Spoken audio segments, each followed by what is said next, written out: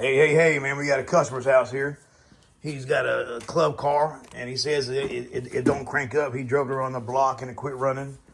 It's set for 6 months with some old gas in it. He changed the gas out, put some fresh gas in it, and then drove it. It runs good, so now we're going to see what it does here. Battery here. The first thing we're going to do is turn the key on and check battery voltage. We're going to put it in neutral. Then we're going to flip the maintenance switch here so we can crank it up in neutral for safety, because don't want to run over nobody. Put your voltmeter on both DC. That's V with a straight line. Let's see what I hit the button earlier. There it goes. We got 13 volts. Hit the gas. All right, 11 volts. And you can hear the engine. The engine it's turning over, but not cranking up. All right, and you can see, if you look at the check engine light here, it's blinking the code.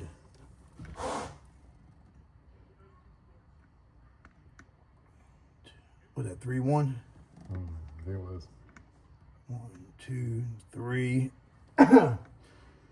You have 31 code. All right. So the first thing we're gonna do is turn the key on and see if you hear the fuel pump coming on. No, don't hear nothing on the fuel pump. So I'm gonna take it and check voltage on the fuel pump and see if we're getting voltage to it. Also, man, comment below, man, how you like me going to a customer's house doing a video live. But remember one thing, man, if you want to be the next house that I come to, the next customer, and you want to be on the video, all you got to do is drop a comment below, and I'll just pick a random person and go by. Then we're going to check voltage on the fuel pump, see if we're getting voltage to the fuel pump.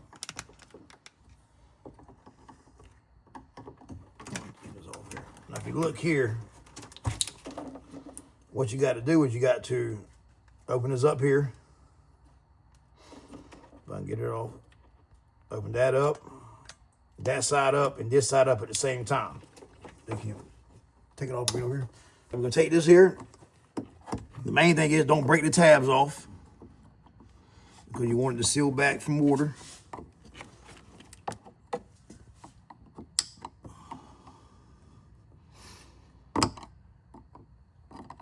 This thing is kind of aggravating. Down right there. This thing's always a pain.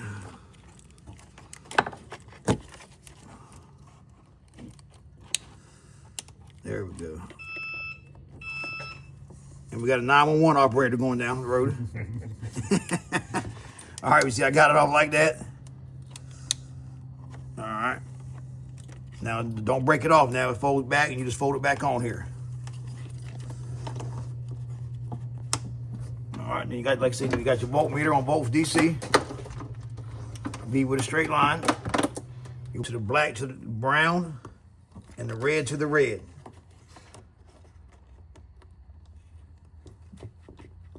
All right, and it should have battery voltage.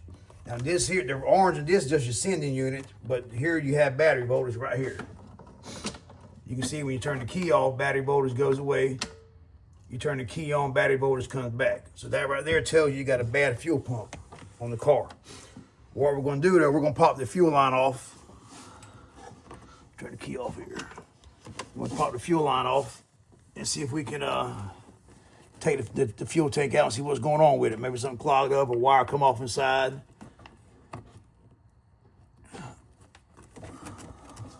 You might get lucky, man. Apologize. Pause again. All right, what we're gonna do is take the fuel pump off.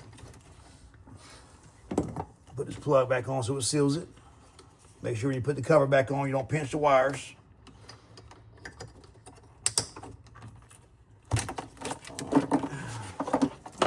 I mean, you can take a battery wire off if you want to. I probably recommend to, because if you get a spark.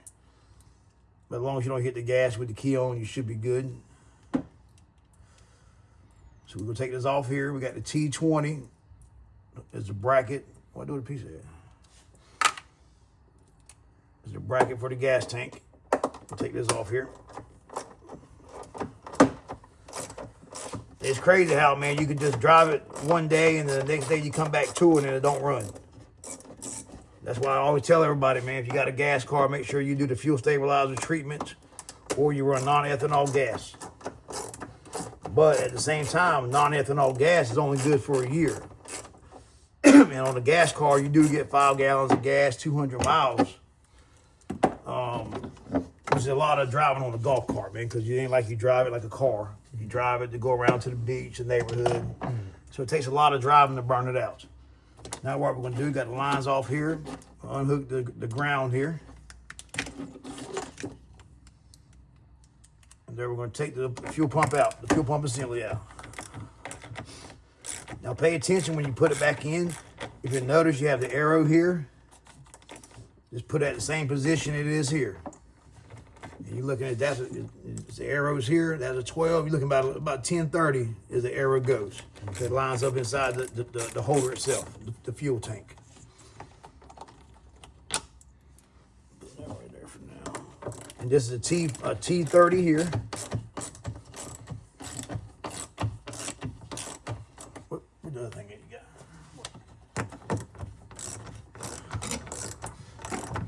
We got one more bolt left now. But like I said, be careful, no sparks. Don't have nobody lighting a cigarette or no cigar.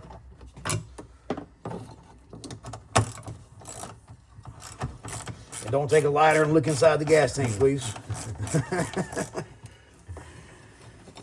If you do, you probably turn this off. All right. We'll take it. Now this thing's a pain in the butt to get out of there. Because it's sealed good so it don't leak.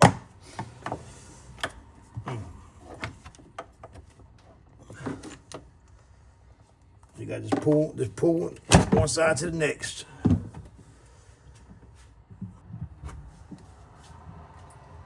Need some gas in your car, buddy? I don't recommend putting it in your car. I'm just looking to see if a wire's off of it. Or something like that. You can see the 2 wires here. They go to the pump itself. Everything looks good, man. So that means in here we got a bad fuel pump. Now you can buy the fuel pump separate. It's about $100 for the fuel pump. And this one here ain't too bad. You just pull this line off, pull 2 wires off, and then inside there it's got 2 clips to hold the fuel pump in. All right, y'all stay tuned, man. We'll post some more, man.